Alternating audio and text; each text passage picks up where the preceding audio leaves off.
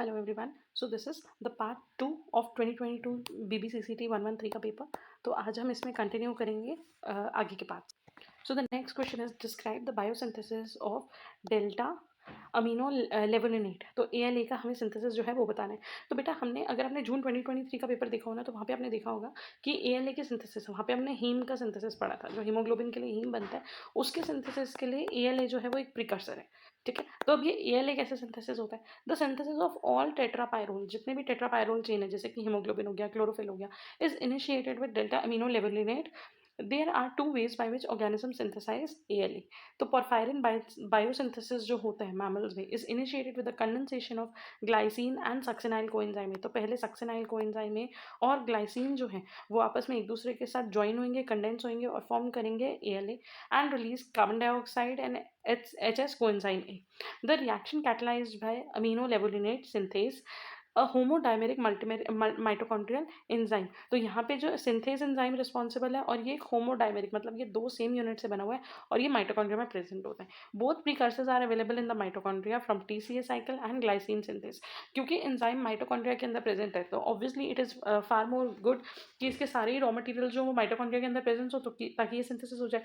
तो जो भी हमें यहाँ पे चाहिए, जो हमें सक्सिनाइल कोएंजाइम चाहिए वो TCA साइकिल से आ रहे हैं, जो हमें ग्लाइसिन चाहिए वो ग्लाइसिन सिंथेज से आ रहे हैं। So both the things with the enzyme are present in the mitochondria. It is the committed step to heme biosynthesis. As I told you, heme biosynthesis के लिए ALA का बनना जरूरी होता है।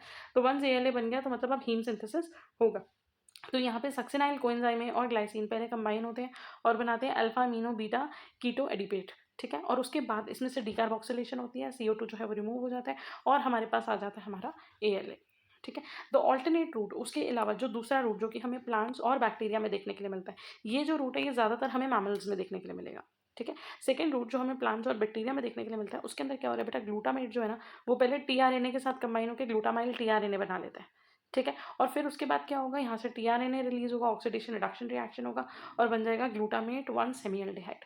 ठीक है, so the alternate route is from glutamate is utilised in plants and bacteria. It is an unusual multi-step conversion in which carboxyl group of glutamate is first activated by linking covalently to the tRNA. तो सबसे पहले glutamate का जो carboxylic group है वो activate हो जाता है। कैसे एक्टिवेट होता है? जब वो TRNA के साथ लिंक हो जाता है। Next, the carboxyl group is reduced into glutamate one semialdehyde with the release of TRNA by the catalytic action of reductase. बाद में ये जो कार्बोक्सिल ग्रुप है ये रिड्यूस हो जाता है और क्या बन जाता है, ग्लूटामेट सेमीएल्डिहाइड, और TRNA जो है वो भी रिलीज हो जाता है। Finally the semialdehyde undergoes intramolecular amino transferase. तो इसमें within the molecule transfer होता है, जैसे ये मॉलिक्यूल इधर, ये मॉलिक्यूल इधर, ऐसे करके ट्रांसफर होता है और ट्रांसफर होने की वजह से फाइनली ये क्या बन जाता है, ALA। ठीक है, तो इंट्रामोलिक्यूलर अमीनो ट्रांसफरेज रिएक्शन होता है in which alpha amino group react with the terminal aldehyde. ये जो अमीनो ग्रुप है ये इस एल्डिहाइड के साथ रिएक्ट करता है और फॉर्म करता है ALA। तो here also you can see, एक पाथवे हमने पढ़ा, सक्सिनाइल कोएंजाइम और ग्लाइसिन कंबाइन करते हैं और फाइनली बन जाता है ALA। ठीक है, जो दूसरा पाथवे है उसमें ग्लूटामेट कंबाइन करता है TRNA के साथ और फिर बनता है ग्लूटामेट सेमीएल्डिहाइड, और उसके बाद जब ये अमीनो ग्रुप और ये एल्डिहाइड ग्रुप आपस में रिएक्ट करते हैं then it will be converted into ALA. The enzyme responsible is glutamate 1-semialdehyde amino mutase. ठीक है जी। So the next question, explain synthesis of GMP and AMP from IMP। हमने de novo pathway of purine synthesis जब पढ़ा था तो वहाँ पे हमने पढ़ा था कि सबसे पहले राइबोस 5 फॉस्फेट जो है वो चेंज होता है IMP में, और फिर ब्रांच पाथवे होता है कि IMP इधर can be converted to GMP और it can be converted to AMP। तो यहाँ पे हमें बताना है कि ये IMP, GMP और AMP में कैसे चेंज हो रहा है। तो पहले अगर आप देखो यहाँ पे हमारे पास IMP बना। ठीक है, IMP जो है वो चेंज होगा एडेनाइलोसक्सिनेट में। IMP किस में चेंज हो रहा है, एडेनाइलोसक्सिनेट में। और एंजाइम कौन सा रिस्पॉन्सिबल है, एंजाइम हमारे पास रिस्पॉन्सिबल है एडेनाइलोसक्सिनेट सिंथेटेज। क्योंकि यहाँ पे सिंथेटेज है दैट मीन्स एनर्जी यूज हो रही है। तो यहाँ पे आपको ये याद रखना है एंजाइम के साथ और कौन सी दो चीज़ें रिक्वायर्ड है, एस्पार्टेट और GTP। GTP हाइड्रोलाइज हो रहा है, GTP बन रहा है, फॉस्फेट बन रहा है और वो एनर्जी जो है वो यूज हो रही है इस रिएक्शन को कैरी फॉरवर्ड करने के लिए।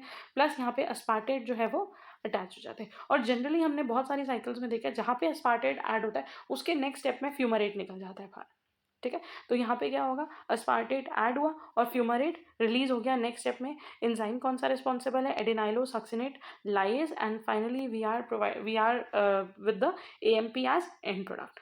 ठीक है जी। तो अगर आप यहाँ पे ध्यान दो, पहले हमारे पास आया IMP, सॉरी पहले हमारे पास IMP है, IMP चेंज होगा किसमें, एडिनाइलोसक्सिनेट में, और यहाँ पे हमारे पास एस्पार्टेट और GTP यूज़ हो रहा है, और एंजाइम है एडिनाइलोसक्सिनेट सिंथेटेज। फिर एडिनाइलोसक्सिनेट जो है वो चेंज हो रहा है एडिनोसाइन मोनोफॉस्फेट में, यहाँ पे फ्यूमरेट रिलीज हो रहा है, और एंजाइम रिस्पॉन्सिबल है एडिनाइलोसक्सिनेट लाइज। वेयर एज अगर GMP का सिंथेसिस होना है तो GMP के सिंथेसिस में क्या होगा, IMP पहले कन्वर्ट होगा XMP में, दैट इज ज़ैंथोसाइन मोनोफॉस्फेट में। ठीक है, अब यहाँ पे अगर आप देखो तो इसमें बेसिकली ऑक्सीडेशन हो रहा है। ठीक है, इसका ऑक्सीडेशन हुआ, NAD जो है NADH में चेंज हो गया, उसका रिडक्शन हो गया, एंजाइम रिस्पॉन्सिबल है IMP डिहाइड्रोजनेज। उसके बाद यहाँ पे एंजाइम रिस्पॉन्सिबल है GMP सिंथेटेज, ग्लूटामाइन ऐड हो रहा है, और ग्लूटामाइन ऐड होने के बाद यहाँ पे हमारे पास बन गया गुआनोसिन मोनोफॉस्फेट। ठीक है, और यहाँ पे ATP रिक्वायर्ड है। अगर आप ATP का देखो तो ATP हाइड्रोलाइज हो रहा है, तो बेसिकली अगर GMP बन रहा है तो एनर्जी सोर्स क्या है, ATP। अगर AMP बन रहा है तो एनर्जी सोर्स क्या है, GTP। ठीक है, सो एक बार इसका थ्योरी देख लेते हैं। IMP does not get in the cell, but it is swiftly converted to AMP and GMP. The pathway leading to AMP and GMP requires GTP for AMP. अगर AMP का सिंथेसिस होना है तो एनर्जी सोर्स क्या होगा, GTP। अगर GMP का synthesis होना है तो एनर्जी सोर्स क्या होगा, ATP. Both the nucleotides are synthesized by separate enzymes in 2 steps each. AMP synthesis begin with the addition of aspartate catalyzed by the enzyme adenylosuccinate synthetase, and it is coupled with the hydrolysis of GTP. तो जो first step है उसके अंदर IMP किस में change हो रहा है, वो चेंज हो रहा है एडिनाइलोसक्सिनेट में, यहाँ पे एस्पार्टेट यूज हो रहा है, GTP यूज हो रहा है, और एंजाइम है एडिनाइलोसक्सिनेट सिंथेटेज। सेकंड स्टेप में एडिनाइलोसक्सिनेट जो है वो चेंज हो रहा है किस में, AMP में, यहाँ पे फ्यूमरेट एलिमिनेट हो रहा है, और एंजाइम रिस्पॉन्सिबल है एडिनाइलोसक्सिनेट लाइज। ठीक है, अगर GMP सिंथेसिस की बात करें तो IMP जो है वो डिहाइड्रोजनेटेड होता है, मतलब उसका हाइड्रोजन रिमूव होता है, ऑक्सीडेशन होती है, और NAD+ डिपेंडेंट IMP डिहाइड्रोजनेस जो है वो चेंज हो जाता है किसमें, ज़ैंथोसाइन मोनोफॉस्फेट में। फिर ये जो XMP है वो कन्वर्ट होगा GMP में, कैसे, by the transfer of glutamine amide nitrogen by GMP synthetase. यहाँ पे ग्लूटामाइन से अमाइड नाइट्रोजन जो है वो ट्रांसफर होगी, और एंजाइम कौन सा रिस्पॉन्सिबल है, GMP synthetase, plus energy source कहाँ से आ रहा है, हाइड्रोलिसिस ऑफ ATP से। The next question, discuss the synthesis of CTP from UTP, मतलब कि साइटोसिन ट्राइफॉस्फेट यूरासिल ट्राइफॉस्फेट से कैसे बन रहा है। CTP is form by amination of UTP। तो अगर UTP में एमिनेशन हो जाए, अमीन ग्रुप ऐड हो जाए, तो वो क्या बन जाएगा, CTP। और यहाँ पे एंजाइम कौन सा रिस्पॉन्सिबल है, CTP synthetase. The amino group is donated bye either glutamine और अमोनिया। ये जो अमीनो ग्रुप आ रहा है इसमें जो एमिनेशन हो रही है वो अमीनो ग्रुप का सोर्स क्या है, अगर ये रिएक्शन एनिमल्स में हो रहा है तो वो अमीनो ग्रुप ग्लूटामीन से आ रहा है, अगर ये रिएक्शन माइक्रोब्स लाइक बैक्टीरिया में हो रहा है तो वो अमीनो ग्रुप का सोर्स है अमोनिया। ठीक है, तो अगर आप यहाँ पे देखो UTP है, ठीक है, ये हमारे पास शुगर है, डाइबोज 3 फॉस्फेट ग्रुप लगे हुए हैं, यहाँ पे हमारे पास नाइट्रोजनस बेस आ गया यूरेसिल। अब इसमें एंजाइम है UTP सिंथेटेज, ग्लूटामीन चेंज हो रहा है ग्लूटामेट में, और उसकी वजह से आ गया एक अमीनो ग्रुप। ठीक है, और ये बन गया हमारे पास क्या, CTP। Next, explain the similarities and differences between de novo synthesis of purine and pyrimidine nucleotide.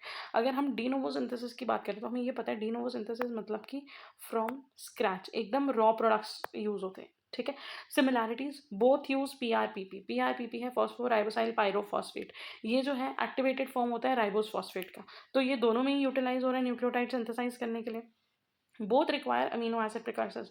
जो नाइट्रोजन आ रहा है वो कौन कौन सा अमीनो एसिड से आ रहा है, तो हमें अमीनो एसिड चाहिए, ग्लाइसिन चाहिए, एस्पार्टेट चाहिए। अब यहाँ पे ग्लाइसिन और एस्पार्टेट जो है वो पूरे तरीके से इनकॉर्पोरेट हो जाते हैं, are fully incorporated into purine and pyrimidine ring respectively, while other amino acid serve as nitrogen donors. अगर आपको इसके बारे में डिटेल पढ़ना हो तो मैंने एक वीडियो बनाई थी न्यूक्लियोटाइड, उसके बारे में ये पूरा डिटेल है कि ये कैसे कैसे हो रहा है। Then the committed step in both pathways is elaborately regulated by allosteric modulator. तो रेगुलेशन ऑफ न्यूक्लियोटाइड सिंथेसिस या डी नोवो पाथवे कैसे हो रही है, एलोस्टेरिक मॉड्यूलेटर्स के through. In eukaryotes the enzyme of both pathways are organised as multifunctional enzyme, while in prokaryotes the enzymes are encoded by separate genes and at best assembled as multi enzyme complex। तो basically ये multi enzyme complex है, लेकिन eukaryotes के अंदर ये पहले से ही multifunctional enzyme present है। प्रोकैरियोट्स के अंदर अलग अलग जीन से अलग अलग एंजाइम बन रहे हैं और वो बाद में असेंबल हो रहे हैं। The same thing is happening whether the purine is getting synthesised और pyrimidine is getting synthesised. Both require tetrahydrofolate, ये बहुत इंपॉर्टेंट है, टेट्राहाइड्रोफोलेट दोनों में चाहिए as one carbon donor for both purine nucleotides and TMP। ठीक है जी। तो यहाँ पे पीआरपी दोनों में चाहिए, टीएचएफ दोनों में चाहिए, एलोस्टेरिक मॉड्यूलेटर से रेगुलेशन हो रही है दोनों की, ग्लाइसिन और एस्पार्टेट जो है वो यूज़ हो रहे हैं, प्लस ग्लूटामेट भी यूज़ होता है, बट ग्लाइसिन और एस्पार्टेट जो है वो फुल्ली इनकॉर्पोरेट हो जाते हैं। अब बात करते हैं डिफरेंस की। The synthesis of purine nucleotide is more complicated then pyrimidine. तो प्यूरिन का जो सिंथेसिस है वो नियरली ज़्यादा कॉम्प्लिकेटेड है, उसमें ज़्यादा स्टेप्स इन्वॉल्व है। Purine ring is assembled on ribose phosphate while pyrimidine is assembled first and then attached to ribose. अगर आपने de novo synthesis of purine पढ़ा हो ना, तो उसमें स्टार्ट ही राइबोस 5 फॉस्फेट से होता है, कि पहले वो एक्टिवेट होता है और चेंज हो जाता है पीआरपीपी में, और धीरे धीरे करके उसके ऊपर नाइट्रोजन, ग्लाइसिन, पूरी जो बाकी की चीज़ें हैं वो सारी असेंबल होती हैं, एंड फाइनली वो बन जाता है हमारा प्यूरिन। ठीक है, आईएमपी बनता है। लेकिन अगर पायरिमिडीन की बात करें, तो पायरिमिडीन में जो राइबोस 5 फॉस्फेट पे अटैच होने वाला स्टेप है वो लास्ट में आता है।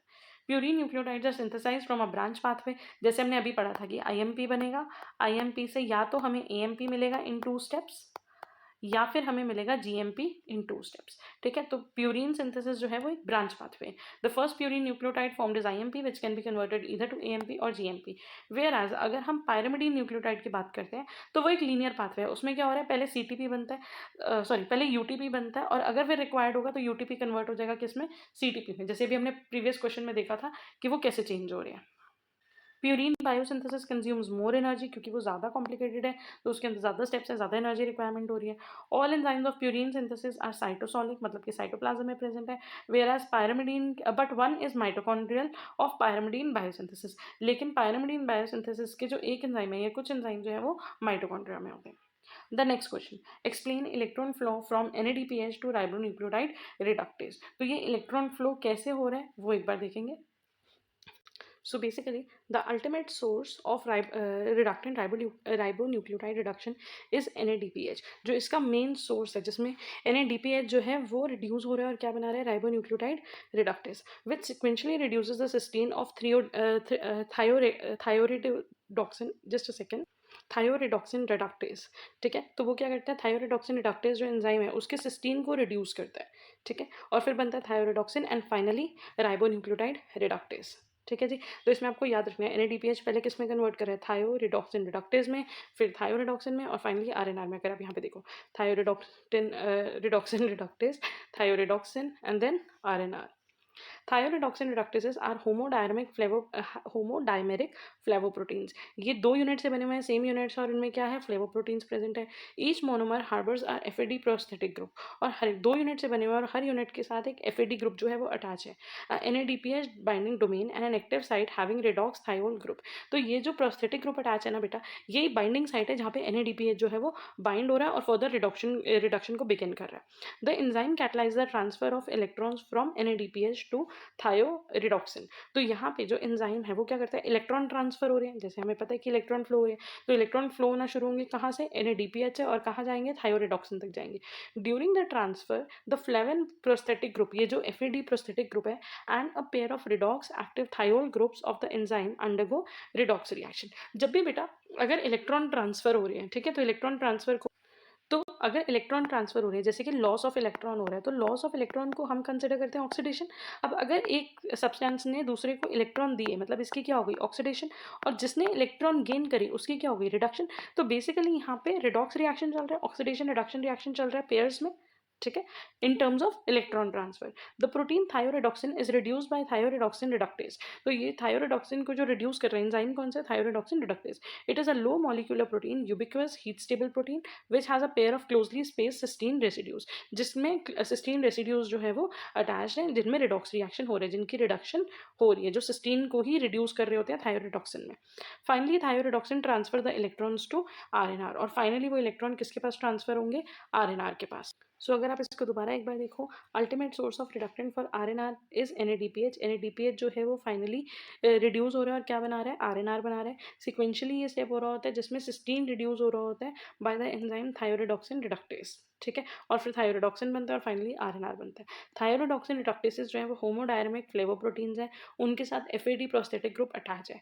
ये जो FAD ग्रुप है ये क्या कर रही है, ये NADPH का बाइंडिंग साइट है, प्लस ये एक्टिव साइट है जहाँ पे रिडॉक्स रिएक्शन हो रहा है।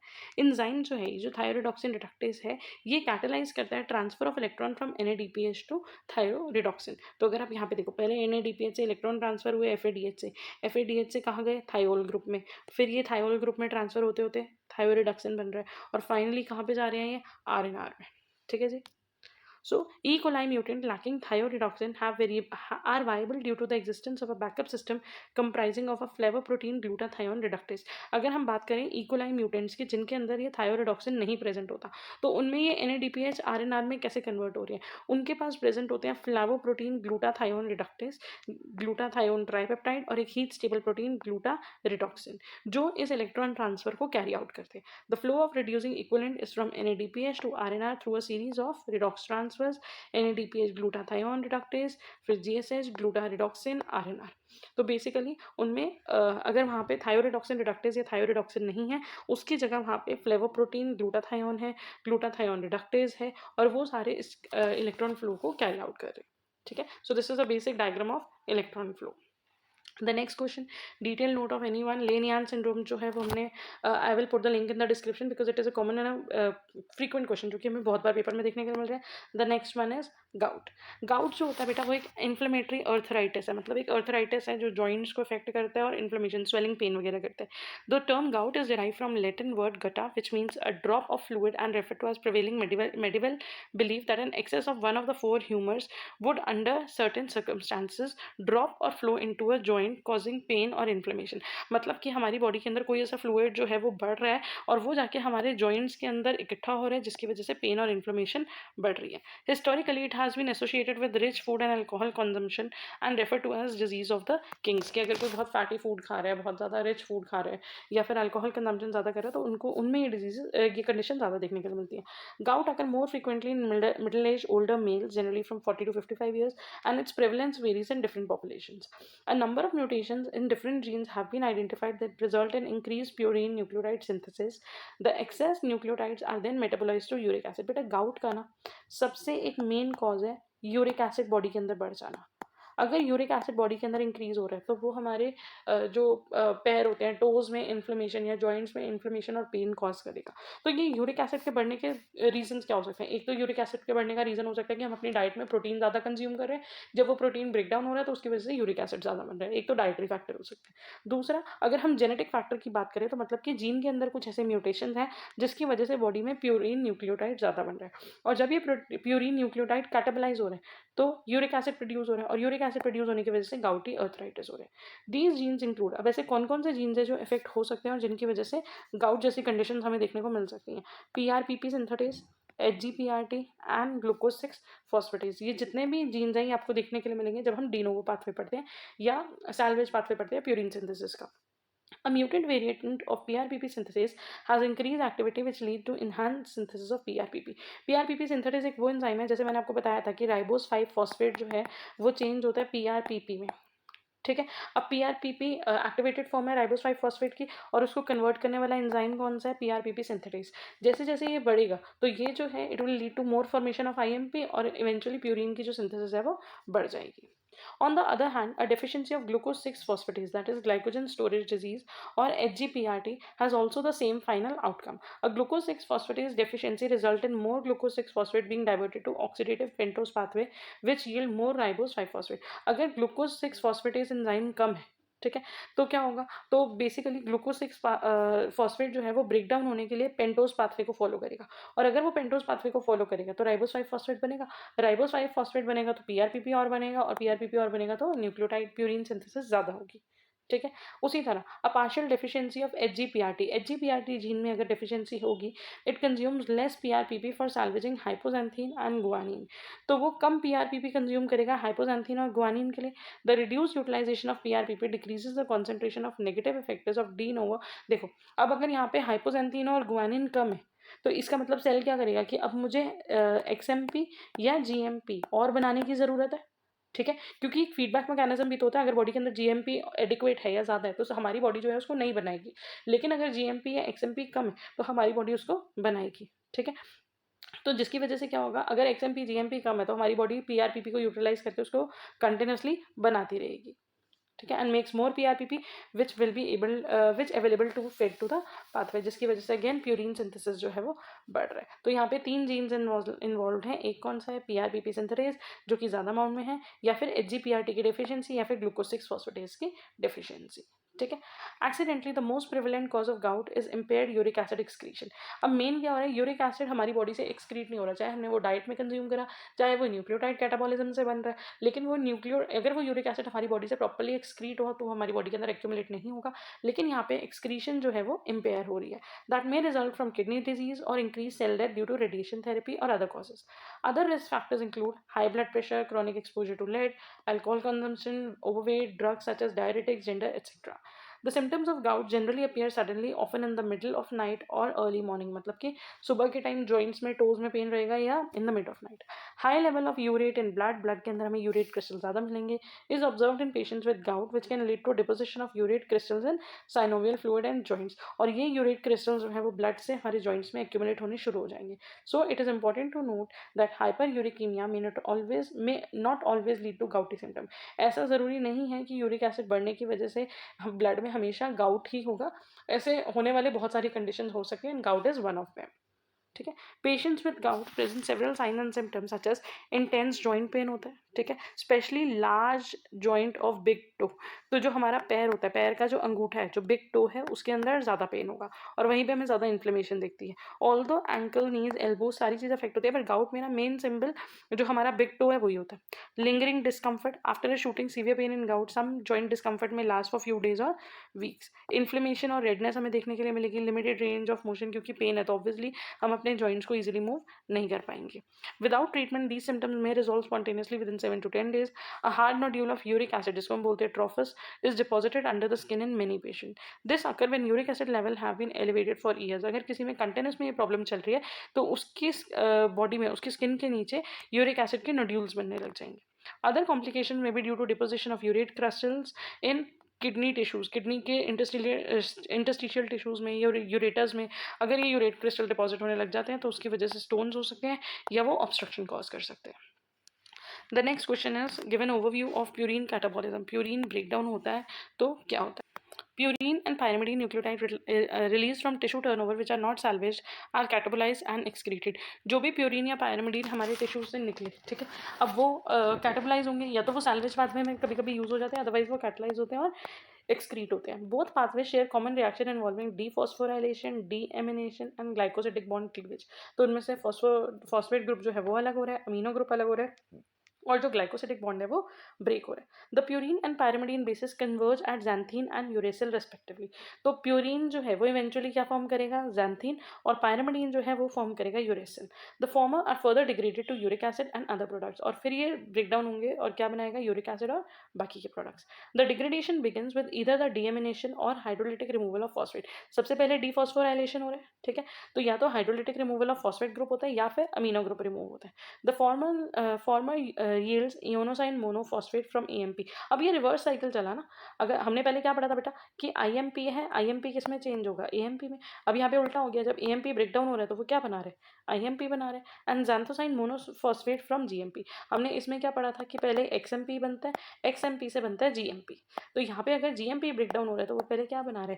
xanthosine monophosphate. While the latter generates the corresponding nucleotide. और फिर ये फर्दर ब्रेकडाउन होंगे और एडिनोसाइन, इओनोसाइन, गुआनोसाइन या xanthosine जो भी प्रोडक्ट्स है वो रिलीज होंगे, ब्रेकडाउन होंगे, नाइट्रोजनस बेसिस जो है वो अलग होंगे. Adenosine and deoxyadenosine are not degraded by mammalian purine nucleoside phosphorylase PNP. They are deaminated by adenosine deaminase. तो बेसिकली अगर एडिनोसाइन हो, मतलब न्यूक्लियोसाइड में अगर एडिनोसाइन हो या डीऑक्सीएडिनोसाइन हो तो उनको डिग्रेड, वो डीअमीन जो उनका अमीन ग्रुप है वो कौन रिमूव कर रहा है? Adenosine deaminase to their corresponding inosine derivative for further degradation. उसके बाद next PNP utilises inorganic phosphate to cleave the glycosidic bond. Deamination होने के बाद इनका जो ग्लाइकोसिडिक बॉन्ड है वो ब्रेकडाउन होगा in inosine to form hypoxanthine and ribose 1 phosphate. जो राइबोज 1 फॉस्फेट था वो अलग हो जाएगा और जो हाइपोजेंथीन बना, हाइपोजेंथीन अलग हो गया, वो ऑक्सीडाइज होकर बनाएगा xanthine by the enzyme xanthine oxidase. और राइबोज 1 फॉस्फेट जो है वो हमारे मेटाबॉलिज्म में, मेटाबॉलिक पाथवे में किसी न किसी में यूटिलाइज हो जाएगा. ठीक है. Similarly xanthosine and guanosine are substrates. एक बार इसका पहले साइकिल देख लो. अगर हम यहाँ पे देखो AMP जो है वो AMP किस में चेंज हो रहा है? एडिनोसाइन में. ठीक है. यहाँ से अगर उसका फॉस्फेट ग्रुप निकल गया तो वो किस में चेंज हो गया? एडिनोसाइन में. और फिर उसमें से अगर डीएमिनेशन हो गई, अगर मेन ग्रुप निकल गया तो किस में चेंज हो रहा है? इयानोसाइन में. या फिर ये भी हो सकता है कि AMP सीधा किस में चेंज हो? IMP में, और वो चेंज हो रहा है किस में? इयानोसाइन में. ठीक है। तो AMP बेटा जो है वो या तो ब्रेक डाउन होकर बना रहा है IMP, या फिर वो क्या बना रहा है, एडिनोसाइन, मतलब उसका सिर्फ फॉस्फेट ग्रुप जो है वो रिलीज हो गया। ठीक है। उसके बाद अगर IMP बना था तो IMP क्या बनाएगा, आयोनोसाइन।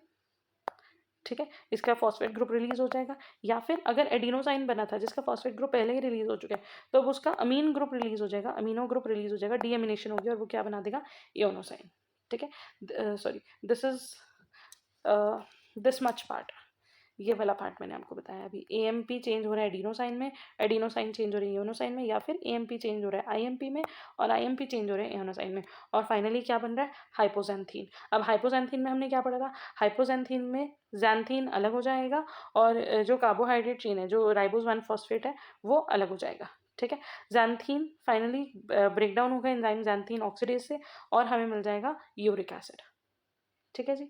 उसी तरह अगर मान लो हमारे पास ग्वानोसाइन मोनोफॉस्फेट था, GMP था, तो वो पहले चेंज हो गया ग्वानोसाइन में, उसका फॉस्फेट ग्रुप रिलीज हो गया, फिर उसका शुगर ग्रुप रिलीज हो गया, राइबोज 1 फॉस्फेट रिलीज हो गया और हमें मिल गया ग्वानिन। ग्वानिन चेंज होगा जैंथीन में, जैंथीन से बन जाएगा यूरिक एसिड। उसके अलावा अगर हमारे पास प्यूरिन में जैंथोसाइन प्रेजेंट है, सॉरी XMP प्रेजेंट है, जैंथोसाइन मोनोफॉस्फेट, तो पहले इसका फॉस्फेट ग्रुप रिलीज हो गया, ये बन गया जैंथोसाइन। फिर PNP की हेल्प से इसका राइबोस फॉस्फेट जो था वो अलग हो गया, अब बन गया जैंथीन। तो चाहे वो हाइपोजैंथीन हो चाहे वो ग्वानिन हो, इवेंचुअली वो सारे कहाँ कन्वर्ज कर रहे हैं, जैंथीन में। और जैंथीन किस में चेंज हो रहा है, यूरिक एसिड में। इसीलिए हमने गाउट की कंडीशन में भी अभी ये पढ़ा था कि अगर प्यूरिन एक्सेसिवली कैटाबोलाइज होने लग जाए तो यूरिक एसिड का कॉन्सेंट्रेशन बढ़ जाता है। तो जैंथोसाइन या ग्वानोसाइन जो है are substrates of PNP yielding guanine and xanthine. तो अगर जैंथोसाइन है या ग्वानोसाइन है, दोनों पे PNP एक्ट कर सकता है और PNP एक्ट करके क्या बना देगा, जैंथीन बना देगा या फिर ग्वानिन बना देगा रिस्पेक्टिवली। ग्वानिन में फर्दर डीएमिनेशन होगी और वो बन जाएगा जैंथीन और एंजाइम है ग्वानिन डीएमिनेज। जैंथीन जो है वो ऑक्सीडाइज हो जाएगा by the enzyme xanthine oxidase और बना देगा यूरिक एसिड। तो ग्वानिन किस में चेंज हुआ, जैंथीन में, और जैंथीन कैटाबोलाइज हुआ तो क्या प्रोड्यूस हुआ, uric acid. In man uric acid is excreted, it is form primarily in liver and excreted by kidneys. The enol derivative of uric acid produced by xanthine oxidase tautomerises to more stable keto form. तो यहाँ पे जो हमें uric acid मिलता है वो इनॉल form में होता है, वो बाद में टॉटोमराइज होता है, उसमें चेंज होता है और वो कीटो फॉर्म में बन जाता है, which is more stable. A critically important enzyme for purine catabolism specially in rapidly dividing cell is zinc dependent adenosine deaminase. Adenosine deaminase जो है ये बहुत इंपॉर्टेंट एंजाइम है, एज द नेम सजेस्ट ये अमीनो ग्रुप रिमूव कर रहा है adenosine में से, AMP में से, और ये जिंक डिपेंडेंट है, which catalyses the deamination of adenosine to inosine. तो एडिनोसाइन को किस में कन्वर्ट कर रहा है ये, इयोनोसाइन में। ठीक है, एंजाइम कौन सा है, adenosine deaminase. If ADA is deficient or absent, deoxyadenosine is not converted to deoxyionosine. Instead, it is salvaged by nucleoside kinase. तो अगर ये एंजाइम प्रेजेंट नहीं होगा तो जो एडिनोसाइन है वो कैटाबलाइज नहीं होगा, वो सैल्वेज पाथवे में यूज हो जाएगा। ठीक है। तो basically this was about the purine catabolism. तो दिस इज अ पिक्चर जो कि इंपॉर्टेंट है, अगर आप स्ट्रक्चर्स बना सको तो वेल एंड गुड, स्ट्रक्चर्स नहीं बना सको तो as I told earlier also कि आप नाम लिखो कि AMP किस में चेंज हुआ, एडिनोसाइन में चेंज हुआ, एंजाइम कौन सा रिस्पॉन्सिबल है और फॉस्फेट ग्रुप रिलीज हो रहा है वो लिखना है। AMP किस में चेंज हो रहा है, IMP में चेंज हो रहा है, एंजाइम कौन सा रिस्पॉन्सिबल है, AMP deaminase, amino group release हो रहा है। तो अगर आप स्ट्रक्चर्स नहीं बना पाते तो नाम, एंजाइम्स और जो भी प्रोडक्ट्स रिलीज हो रहे हैं या जो भी चीज़ें एड ऑन हो रही है वो लिखना इंपॉर्टेंट है। ठीक है जी। तो यहाँ पे हाइपोजैंथीन चेंज होता है जैंथीन में, यूरिक एसिड बनता है, ये इनॉल फॉर्म में होता है बट ये बाद में टॉटोमराइज होकर कीटो फॉर्म बना देता है, विच इज मोर स्टेबल। ठीक है। अब आ जाते हैं, describe organ specific metabolic profile of brain, this is the repeated question of June 23 paper, I will put the link in the description. Explain the different inhibitors of nucleotide synthesis, ये भी repeated question है, nucleotide synthesis के inhibitors के बारे में लिखना, उनके enzymes लिखना और उनके यूजेस लिखना मेडिसिन में। ठीक है। Again this is a repeated question, June 23 के पेपर में उन्होंने सिर्फ 2 ही न्यूक्लियोटाइड इनहिबिटर्स पूछे थे बट वहाँ पे भी हमने सारे डिस्कस करे थे। ठीक है। So with this we are done with the paper, thank you for watching, keep studying and all the best for your exams. Thank you.